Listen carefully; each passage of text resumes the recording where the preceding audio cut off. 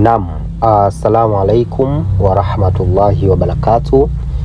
Babu Bidabida Online TV. Usisahau kulike, kucomment, kushare na kusubscribe channel hii ili mradi uwe wa kwanza kupata masomo yangu kila leo ninavyotoa. Leo ni tarehe 12 ya mwezi wa 10 2025. Sasa hivi ni saa 2 insha usiku. Mwanafunzi, nipende tu kumshukuru kwanza Mwenyezi Mungu kwa kuniwezesha kwa siku ya leo kutoa somo hili, na niseme kwamba ofa yetu bado ipo. Kwa wewe ambaye mwenye uwezo mdogo, huwezi kufika kile kiwango ambacho kinachotakiwa, basi unaweza ukamiliki jini yoyote unayemtaka. Leo tunamuelezea kiumbe ambaye anaitwa Kun.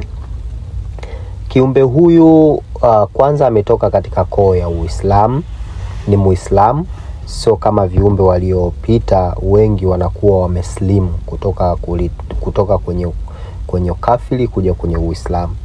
Huyu kiumbe ni Muslim kabisa, ni pure, na ni kiumbe ambaye anayependa kuswali swala 5, mwenye hofu na Mwenyezi Mungu, mpenzi na mwanafalsafa sana, na ni mgunduzi wa mambo.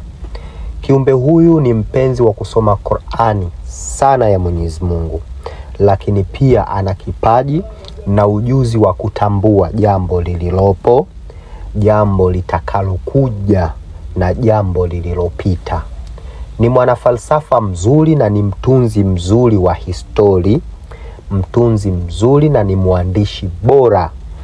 Kiumbe huyu ni mbora katika wabora. Niseme tu kwamba sangine sijawahi kumfunza kiumbe mbora na ni mzuri kama huyu, na inawezekana sitokuja kufundisha kiumbe mbora na ni mzuri kama huyu. Sijui alamu ya alamu, lakini ni kiumbe mmoja mzuri sana.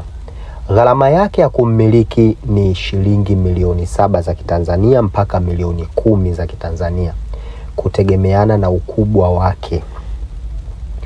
Kiumbe huyu wapo katika sampuli 2 tofauti. Sampuli ya kwanza, kiumbe mdogo dhaifu ambaye anaweza kufanya mambo kawaida. Kiumbe wa pili ni mkubwa strong, yani mwenye nguvu, mwenye uwezo wa kufanya mambo makubwa. Sasa mwanafunzi wangu, kiumbe huyu mtu ambaye anayemmiliki kwanza ataweza kupata urahisi katika masuala yake ya utafutaji kifedha. Mtu atakayemmiliki kiumbe huyu Kun, kwanza ana uwezo wa kupata kila lililokuwa analitaka kwa urahisi zaidi kupita vile ambavyo yeye anavyofikiria. Yani chochote anachokihitaji basi atakipata kwa urahisi mno, yani kupita vile ambavyo yeye anavyodhani, yani kushtukiza na surprise zisizo kifani. Kiumbe huyu Kun ana uwezo wa kumpatishia mtu utajiri. Nikisema utajiri ni fedha, utajiri wa nafsi, wa roho. Yani ikiwa wewe ni mchafu wa namna gani, basi ukiwa na kiumbe huyu, kwanza atakufanya automatic kuwa na hofu na Mwenyezi Mungu, lakini pia atakufanya kuipenda dini yako. Kiumbe huyu anamilikiwa na dini pande zote mbili. Ukiwa Mkristo utammiliki, ukiwa Muislamu utammiliki. Kwa nini nasema hivi? Viumbe wapo kama simu unayoimiliki wewe kiganjani mwako. Simu inamilikiwa na mtu yoyote, na simu unaweza ukaitumia kwa mazuri, simu inaweza ukaitumia kwa mabaya, ni wewe mwenyewe. Kwa hiyo kiumbe huyu ukiwa naye atakufanya kubadilika kutoka katika ukatili, ubaya, roho mbaya, kukuleta katika usawa. Ukiwa malaya atakufanya automatic kuto kupenda zinaa kabisa, yani atakuachisha taratibu na zinaa. Utabaki kuwa na hofu na Mungu, utabaki kumpenda mume wako, utabaki kumpenda mke wako. Sawa? Yani uaminifu ni mkubwa sana. Utaenda wewe mwenyewe ndio atakutia ule simanzi. Ukiwa mlevi kupita kiasi, basi yeye atakufanya automatic kuto kupenda pombe. Ukiwa mtu wa kutumia mihadarati, tukisema unga, tukisema mirungi, tukisema bangi, yani maljuo nini sijui zile wanaita, lakini pia na hivyo unywaji wa pombe za kisasa za kienyeji, yani yeye atakufanya kuwa strong na salama. Lakini pia atakufanya kuwa na mapenzi ya dhati na watu, yani watu watakupenda kupita maelezo, watu watakuhitaji kukuthamini, aidha ni kiongozi wako, mkubwa wako, lakini pia mdogo, lika lako na kadhalika, awe wa kike, wa kiume, kundi lolote, basi litakupenda, watakupenda kupita maelezo. Ukiwa na huyu kiumbe by automatic, yani wewe mwenyewe kwa hakika kabisa ana uwezo wa kukupandisha cheo katika hayo madaraka yako. Unatafuta kazi, ukiwa na huyu basi kazi itakuwa ni rahisi mno. Utapata kwa haraka sana. Umepeleka proposal sehemu, basi utapata kwa haraka na utapapaniwa kwa kuitwa.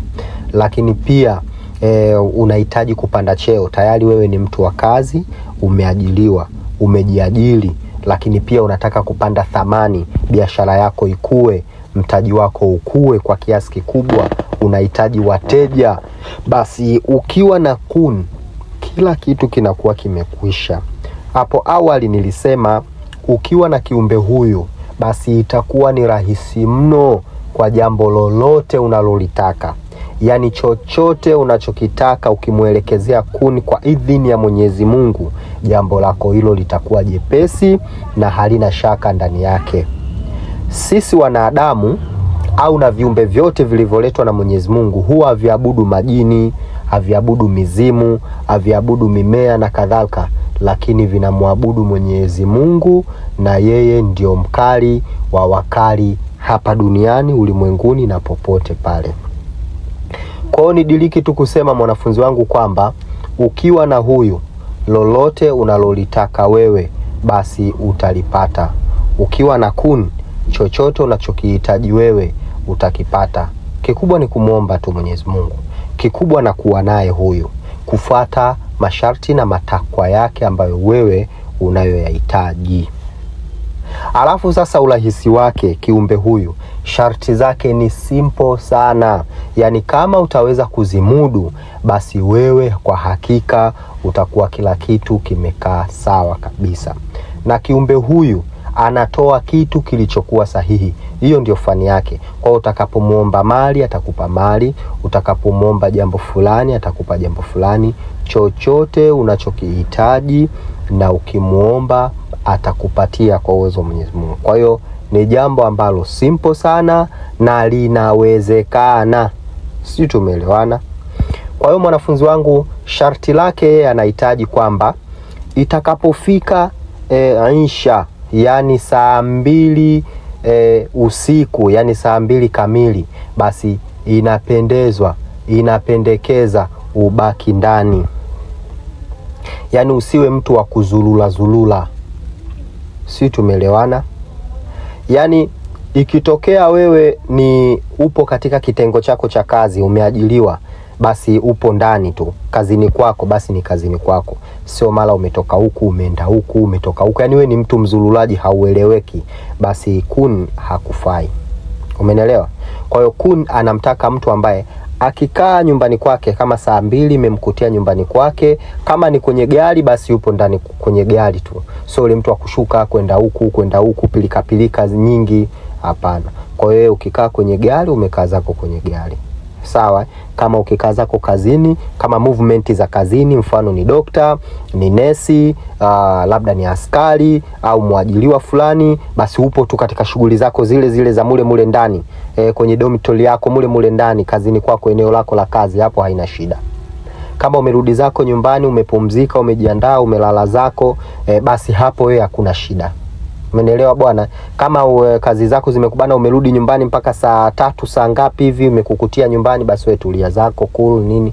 Kama umetoka ni dharura tu, umeenda kuchukua kitu fulani, umerudi, lakini sio yule mwangaikaji popo yule, haeleweki, basi wewe kun hakufai. Sawa. Na pia anasema hivi, katika wiki kuna siku 7. Ndani ya siku hizi 7 yeye anampenda mtu ambaye ubalansi.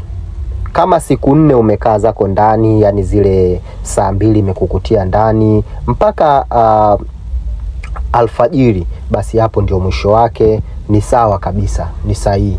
Umeelewa bwana? Basi kama hizi siku 3 zilizobakia au siku 2 kama ndo unazulula umepata out sio nini, hiyo haina shida. Umeelewa? Unataka kutoka out na mume wako, mke wako, basi unatoka kama ile ni saa 2 imekukutia zako, kama ni out yako labda sehemu umetulia, umepoa, sio uhangaike kunyanyuka toka sio nini, umetulia, wafanyakazi ndo wanafanya hizo kazi, chakula sio nini wanaleta pale, haina shida yoyote hili. Umeona? Ni sharti simple sana. Na ieleweke ni kwamba ukimiliki kiumbe kama huyu, chakula chake hahitaji damu ya mtu, hahitaji damu ya mnyama, hahitaji damu ya kitu, ya mdudu wala nani. Chakula chake kikubwa ni ile hali ambayo ubani wa aina yoyote mzuri wenye kunukia vizuri, au udi wowote mzuri na wenye kunukia vizuri. Hakuingilii mizimu yako, falume zako za nyumbani kwenu, kinga zako, haingilii. Yani yeye yupo na ataendelea kuwepo katika misingi yake. Umeelewa? Kwa hiyo mwanafunzi wangu, hizi ndio taratibu zake na ni sifa zake. Ni kiumbe mkubwa sana sana sana, na kumuita ni simple kweli kweli. Somo lijalo namba 2 nitakuja kueleza namna ya kumuita. Yani kumuita kwake ni simple sana, japokuwa inaweza ikachukua muda mrefu, masiku mengi, lakini ukitaka kummiliki wewe mwenyewe ni simple sana. Ila pete zake zipo na bei zake ni hizo milioni 7 mpaka milioni 10, lakini unaweza ukawa na kiasi chochote ulichokuwa nacho, kama kinakidhi basi wewe unaweza ukampata kiumbe huyu na nyingine ukalipa taratibu huku unamtumia kiumbe huyu. Sawa sawa, tumeelewana? Kwa hiyo hizi ndio njia.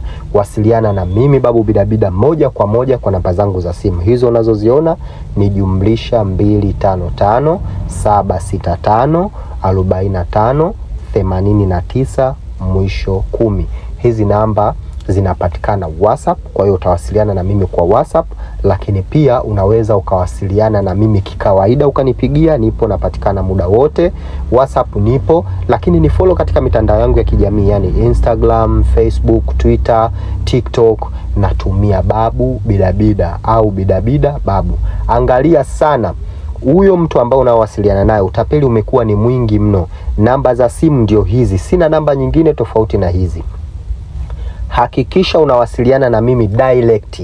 Na malipo, hakikisha namba hizi ambazo nilizozitaja na hizi zilizokuwepo hapa ndizo zinakupa option za kutaja malipo au za kutuma pesa, na unachati na mimi. Kama ni namba tofauti nitakupa mimi na wala sio mwingine. Utapeli umekuwa ni mwingi, kwa hiyo hakikisha mtu unawasiliana naye ni Babu Bidabida. Sauti hii uisikie, na pia ukiwa hujajiridhisha piga video call, apokee umuone Babu Bidabida mwenyewe. Sawa, Babu Bidabida sio mzee, kwa watu wanaonijua ni Babu Bidabida ni kijana kabisa, na hii sauti ndio utakayoisikia. Kama ukipiga hata kawaida voice call utasikia sauti hii. Hapo utakuwa upo sehemu salama. Muogope mtu ambaye hataki kupokea video call alafu anakupatia namba za ajabu ajabu. Sina namba ya Kenya wala ya wapi, namba yangu ni hii tu. Napatikana Buza kwa Mama Kibonge, Dar es Salaam, mtaa wa Gaddafi. Karibu sana, nikutakie kila laheri. Asante.